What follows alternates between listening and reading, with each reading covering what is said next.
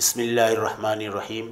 আমাদের এখানে উপস্থিত আছেন দেশবরেণ্য আলেমে দ্বীন, বিশিষ্ট লেখক শেখুল হাদিস আবুল বাশার মোহাম্মদ সাইফুল ইসলাম হাফিজাহুল্লাহ। তো আমি হজরতের কাছে একটি প্রশ্ন করতে চাই। বর্তমান পরিস্থিতিতে তাবলিগ জামাতের করণীয় সম্পর্কে আপনার অভিমত কী? আলহামদুলিল্লাহ, তাবলিগে মেহনত যে উদ্দেশ্যে শুরু হয়েছিল, এক কথায় বর্তমানে তাবলিগের সঙ্গে যারা সংশ্লিষ্ট তাদের করণীয় হলো সেই উদ্দেশ্যের সঙ্গে সঙ্গতি রেখে কাজ করা। উদ্দেশ্য ছিল ওয়ামকে ওলামামুখী করে তোলা। তখন ব্রিটিশ রাজত্ব চলছিল, ব্রিটিশ সরকার মুসলমানদের হাত থেকে রাজত্ব কেড়ে নিয়েছিল। তারা সবসময় শঙ্কিত ছিল, না জানি আবার এ রাজত্ব ফের মুসলিমদের হাতে চলে যায়, এবং ঋত ক্ষমতা পুনরুদ্ধারের জন্যে তারা মাঠে নেমে পড়ে। তো তারা মাঠে তো ছিলই, তো সেই শক্তিকে খণ্ড বিখণ্ড করার জন্যে, মুসলিম উম্মাকে দমন করার জন্যে তারা নানামুখী প্রচেষ্টা চালিয়েছিল। তার মধ্যে একটা চেষ্টা ছিল এই ওলামার নেতৃত্ব মিটিয়ে দেওয়া। সারা ভারতবর্ষেরই জনগণ ওলামার কথায় চলতো। বস্তুত রসুল করিম সাল্লাল্লাহু আলাইহি ওয়াসাল্লামের পর থেকে সব যুগেই আম জনগণ আলেমদেরকে নেতা মেনে এসেছে। দিন এই বিষয়ে তারা সবসময় ওলামার দিকে তাকিয়ে থাকতো, ওলামা কি বলে। আর দিন, আমাদের ইসলাম তো এক পরিপূর্ণ দিন, যে মানব জীবনের সব বিষয় সম্পর্কেই এর নির্দেশনা রয়েছে। তো ইংরেজ তার ক্ষমতাকে স্থায়ী করার জন্যে, পাকাপোক্ত করার জন্যে চাচ্ছিল যে দেশের আম যাতে করে ওলামা থেকে বিচ্ছিন্ন হয়ে যায়। সে লক্ষ্যে তারা নানামুখী ষড়যন্ত্র করেছিল এবং তারা তাতে অনেকটা সফল হয়েছিল। আম লোক ওলামা থেকে বিচ্ছিন্ন হয়ে কেবল তারা দিন থেকেই সরে যায়নি, তারা দুনিয়ার দিক থেকেও নানাভাবে ক্ষতিগ্রস্ত হয়েছে। তো হজরত ইলিয়াস রহমতুল্লাহ আলাইহি চাচ্ছিলেন জনগণ ওলামার কাছে ফিরে আসুক, তাদের হেদায়েত অনুযায়ী চলুক, সকল ক্ষেত্রে তাদের পরামর্শ নিক। সে লক্ষ্যেই তিনি তাবলিগে মেহনত চালু করেছিলেন এবং দেখা গেছে এর সফল হাতে নাতেই পাওয়া গেছে। দীর্ঘকাল এমন চলেছে যে যারাই তাবলিগ করেছে তারা ওলামার জরুরত বোধ করেছে, নিজেরা ওলামা ইকরামের কাছে গেছে, তাদের পরামর্শ অনুযায়ী চলেছে, এমনকি নিজেদের বাচ্চাদেরকেও আলেম বানানোর চেষ্টা করেছে। আমরা এই পথে বহু আলেম পেয়েছি। এই যুগের বহু ওলামা এই তাবলিগের উসিলাতেই তৈরি হয়েছে। মাদ্রাসা বেড়েছে, মাদ্রাসা ছাত্র সংখ্যা বেড়েছে, এটা তাবলিগে মেহনতের একটা সুফল। তো আল্লাহ তাআলা তো কোরআন মাজিদে আমাদেরকে বলেছেনই এটা, যে যারা আলেম নও তারা ওলামাকে জিজ্ঞেস করে করে চলো। তো তাবলিগি মেহনতের ফলে সেই পরিবেশ ফিরে এসেছিল যে আম জনগণ ওলামাকে জিজ্ঞেস করে করেই চলতো। কিন্তু কালক্রমে তাবলিগ সেই জায়গা থেকে অনেকখানি সরে এসেছে। তারা স্থূল দৃষ্টিতে বিচার করেছে, তারা দেখেছে অনেকে যে দেশের বিভিন্ন জায়গায়, পৃথিবীর বিভিন্ন জায়গায় ডাক্তার ইঞ্জিনিয়াররা দাওয়াত দিয়েছে এবং তাদের দাওয়াতে সাড়া দিয়ে দিয়ে বহু মানুষ দিনের পথে এসেছে। কাজেই যারা তাদের দাওয়াতে দিনের পথে এসেছে তারা মনে করছে যে আমাদেরকে তো পথ দেখেছে ডাক্তার ইঞ্জিনিয়ার, তাইলে আর আলেমের কি দরকার। এই স্থূল বিচারে তারা তাদের অন্তর থেকে ওলামার প্রয়োজনীয়তার যে বোধটা সেটা হারিয়ে ফেলেছে। আর কিছু উস্কানিত তো ছিলই, যারা উচ্চাভিলাষী কিছুটা মানুষ, তারা নেতৃত্ব পাওয়ার জন্যে, নেতৃত্বের মোহে, ইমারতের মোহে তারা ওই চিন্তাটাকে হাওয়া দিয়েছে। হ্যাঁ, ওলামার কোনো জরুরত নেই, যে তাবলিগ করলেই যথেষ্ট, 3 চিল্লা দিলেই বাস ওলামার জরুরত ফুরিয়ে যাবে, তুমি নিজেই আলেম হয়ে যাবে। এমনকি কেউ অতি উৎসাহী, কেউ নামই দিয়ে দিয়েছিল চলতা ফিরতা মাদ্রাসা। তাবলিগ হলো চলতা ফিরতা মাদ্রাসা, চলমান মাদ্রাসা, মোবাইল মাদ্রাসা। কাজে এই মাদ্রাসায় তাবলিগ করলেই, এই মাদ্রাসায় অর্থাৎ তাবলিগ করলেই সে আলেম হয়ে যাবে, আলেমের আর কোনো প্রয়োজন নেই। এই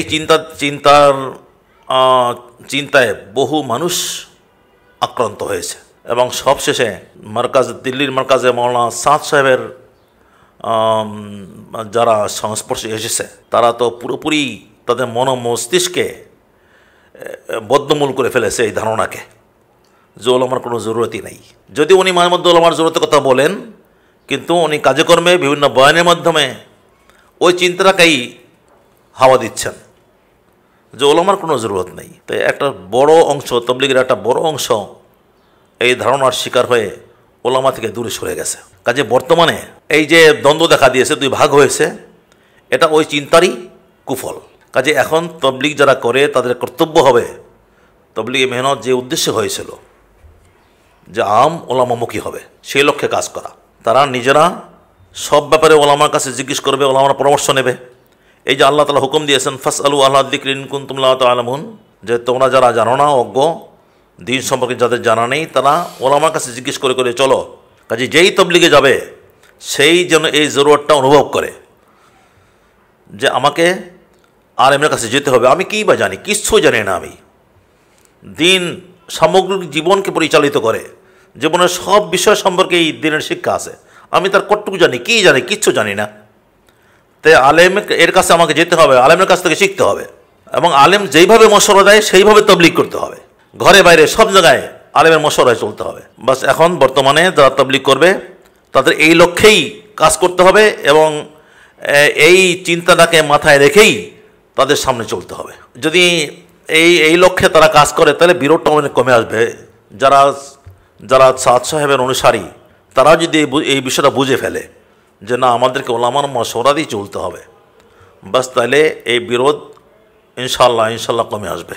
আমাদের বাংলাদেশের প্রেক্ষাপটে কিছুদিন আগেই টঙ্গী ময়দানে জোরকে কেন্দ্র করে যেই একতরফা হামলা হলো, এই ক্ষেত্রে আপনার মূল্যায়ন এবং যারা মাওলানা সাদ সাহেবকে মেনে চলতে চায় আমরা তাদের প্রতি এখন কি আচরণ করব, আপনার মতামত জানতে চাই। আমি মনে করি তাদেরকে বোঝানোর চেষ্টাটাই অব্যাহত রাখা উচিত। তারা তো আমাদেরই লোক, মূলত তারা একটা অন্ধ বিশ্বাসের শিকার হয়ে গেছে, যে তারা ভাবছে যে সাদ সাহেবই বিশ্ব আমির, আমাদের তাকেই মানতে হবে। এখন তারা জানে না যে সাদ সাহেবের কী সমস্যা, কিন্তু তারা একটা ঘোরের মধ্যে আছে। যেহেতু তারা ঘোরের মধ্যে আছে তাই আমি মনে করি তারা মাজুর, আর মাজুরের বিরুদ্ধে ব্যবস্থা নেওয়া চলে না। তাই তাদের এই ঘোরটাকে দূর করা দরকার, তাদেরকে বোঝানো দরকার। তারা এই চিন্তাগত রোগী হয়ে গেছে, তাই রোগীর উপরে রাগ করা চলে না, দরদের সঙ্গে মায়ার সঙ্গে তাদেরকে বোঝানো চাই। হ্যাঁ, তাদের মধ্যে যারা বাড়াবাড়ি করে, সব সীমা যারা ছাড়িয়ে গেছে, তাদের ক্ষেত্রে তো ব্যবস্থা নেওয়া চাই।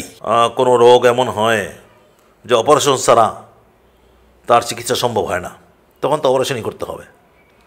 বাকি সেই অপারেশন মানে এদের বিরুদ্ধে ব্যবস্থা নেওয়াটা এটা আইনি প্রক্রিয়া হওয়া চাই। আইন নিজের হাতে তুলে নেওয়া বাঞ্ছনীয় না, ইসলামও সমর্থন করে না। এবং সরকারকে অনুরোধ করা উচিত তারা যেন এই উগ্রপন্থীদেরকে, সীমা লঙ্ঘনকারীদেরকে আইনের আওতায় নিয়ে যায়। আর যারা ওই পর্যায়ে পৌঁছায় নাই তাদের ব্যাপারে আমি বলবো তারা আমাদেরই লোক। এতদিন তারা আমাদের ছিল, তারা মানুষকে নামাজের দিকে ডাকতো, সুন্নতের পথে ডাকতো, সন্তানদেরকে আলেম বানানোর গরজ বোধ করতো, কিন্তু একটা ঘোরের মধ্যে পড়ে তারা সেখান থেকে সরে গেছে। আর মারের বিপরীতে মার, এটাও আমাদের শিক্ষা না। জিদফাই সাইয়্যাতা বিল হাসানা ফাইদাল্লাযী বাইনাকা ওয়া বাইনাহু আদাওয়াতুন কাআন্নাহু ওয়ালিয়্যুন হামীম। এ তো আল্লাহ তাআলার দেওয়া শিক্ষা যে মন্দের জবাব দাও ভালোর দ্বারা। তোমার প্রতি যে মন্দ আচরণ করে তুমি তার প্রতি ভালো আচরণ করো, তাহলে একসময় যে ঘোর দুশ্মন সে পরম বন্ধু হয়ে যাবে। এ তো আল্লাহ তাআলার ওয়াদা। উদু ইলা সাবিলি রাব্বিকা বিল হিকমা ওয়াল মাউইজাতিল হাসানা ওয়া জাদিলহুম বিল্লাতি হিয়া আহসান।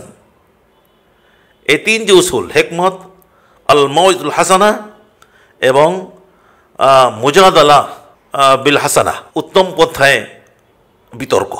আমাদের মধ্যে তো কিছু ভুল আছে, মানে যারা আলেমী সুরার সঙ্গে আছে তাদের অনেক সময় অনেকেই উত্তেজিত হয়ে যায়, মারমুখী হয়। তাদেরও এটা হওয়া উচিত না, তাদেরও এই দাওয়াতের কাজ করা উচিত। দাওয়াতের যে উসুল সেই উসুল অনুযায়ী, এই যে 6 উসুল, এই 6 উসুলের মধ্যেই সব কিছুর জবাব আছে যে ওদের প্রতি আমরা কি আচরণ করবো। ইকরামুল মুসলিমিন মানে কি? ইকরামুল মুসলিমিন বলা হয়েছে না, ওরা তো মুসলিম। এবং সাদ সাহেবের যে চিন্তা ভাবনা, এটাও যে সবাই লালন করে তা তো না।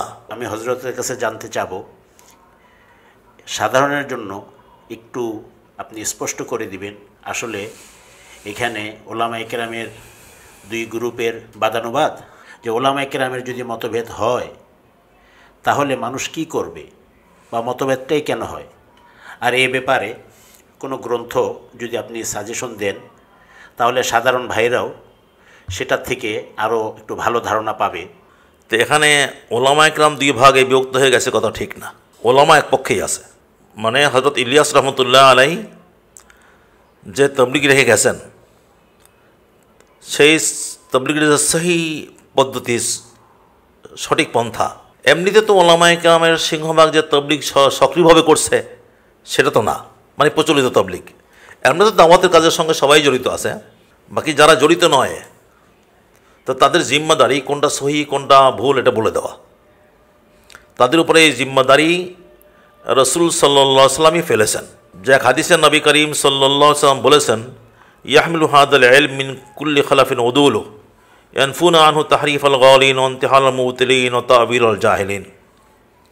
যে প্রত্যেক পূর্বসূরি থেকে উত্তরসূরি যারা বিশ্বস্ত নির্ভরযোগ্য তারা ইলমে দ্বীন শিখবে, আর তারা ইয়ানফুনা আনহু তাহরিফ আল গালিন, যারা গুলু করে বাড়াবাড়ি করে তাদের সেই বাড়াবাড়ি রদ করবে। ওয়া ইনতিহাল আল মুবতিলিন, যারা বাতিলপন্থী ভ্রান্ত হয়েও যারা নিজেদেরকে সহি বলে দাবি করে তাদের মুখ উন্মোচন করে দেবে। ও তা'বির আল জাহিলিন, আর অজ্ঞরা কোরআন সুন্নাহর দ্বীনের যে অপব্যাখ্যা করে সে বিষয়ে মানুষকে সচেতন করবে।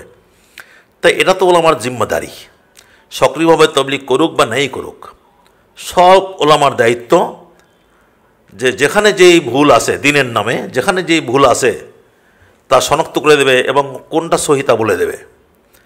তবলিগের বেলাও সেই একই কথা, যে তবলিগি মেহনতে যে দুই ভাগ হয়ে গেছে, এই দুই ভাগের কোনটা সঠিক কোনটা ভুল এটা বলে দেওয়া ওলামার জিম্মাদারি। আমার সাদ সাহেব তবলিগের একটা অনেক বিপুল সংখ্যক লোক তাকেও মেনে চলে। ওলামা যারা তারা সবাই সাদ সাহেবের ভুল ত্রুটি বিষয়ে মানুষকে সচেতন করছে এবং তার অনুসারীদেরকে সচেতন করছে। আর বাকি থাকলো ওলামা একরামের পারস্পরিক মতভেদ, সেটা তো তবলিগ সংক্রান্ত না, অন্যান্য বিভিন্ন জায়গা আছে, বিভিন্ন বিষয়ে আলেমদের পারস্পরিক মতভেদ আছে। যেমন নামাজের মধ্যে কেউ বলে রুকুর আগে হাত তুলবে, আর কেউ বলে রুকুর আগে হাত তুলবে না, আর সূরা ফাতিহার পরে জোরে আমিন বলবে, কেউ বলে আস্তে আমিন বলো, কেউ বলে হাত বাঁধবে নাভির নিচে, কেউ বলে উপরে। এমনি হবে এই বিভিন্ন বিষয়ে, হজের কোনো কোনো মাসলায় আছে, তারপরে ফিতরা সাদাকাতুল ফিতরের মাসলায়, জাকাতের কোনো কোনো মাসলা, বিভিন্ন মাসলাতেই এক আলেম একটা বলে তো অন্য আলেম অন্যটা বলে।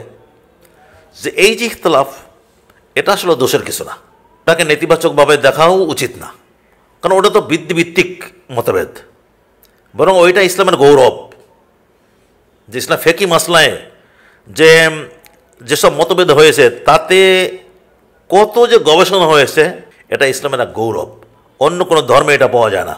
এই বিষয়ে আমার একটা লেখা আছে, ওলামা ইকরামের মতভেদ ও সাধারণের করণীয় সম্পর্কে আমার একটা বই আছে। ওই বইটা পড়লে বিজ্ঞজনরা বুঝতে পারবে